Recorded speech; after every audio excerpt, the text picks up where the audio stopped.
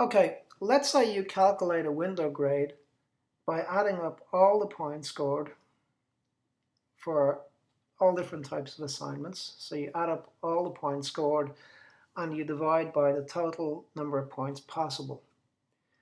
If you do this, you're going to calculate the window grade by using a total column. Not an average column, but a total column. So I'm going to click on total column.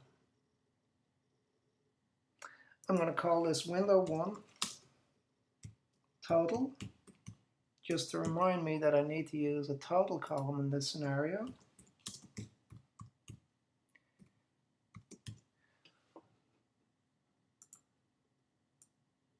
I'm going to scroll down. I'm going to choose the primary display to be percentage. I don't want to choose letter here for either primary or secondary display unless I've set up a grading schema as shown in a previous video. On section 2 here, I'm not going to associate this column with a grading period because the only things I associate with grading period are the things within a grading period, not a summary score for the period.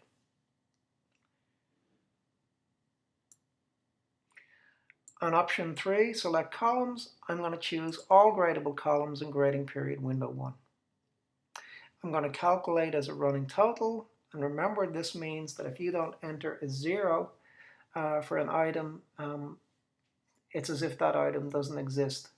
And the student who hasn't submitted some items, if you haven't put in zeros for the things not submitted, they will have a very inflated grade.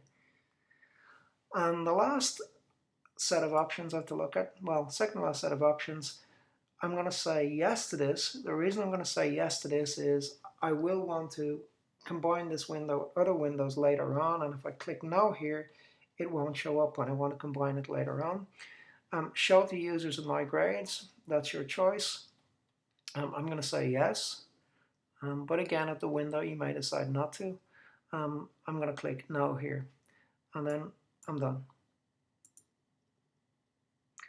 And we can see here that we can't see the window 1 total. So to do this, I'm going to go to the Manage menu, go to Organize Grade Center. And the reason we can't see it is because it's not in the Show in All view and it's not associated with a window. So I'm going to drag up this window 1 total.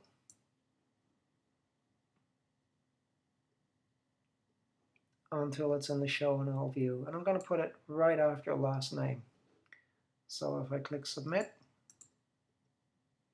look back at the menu, and I now have my window 1 total right after the student's last name.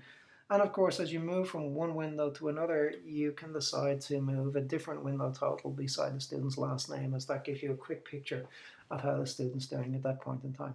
And that's it.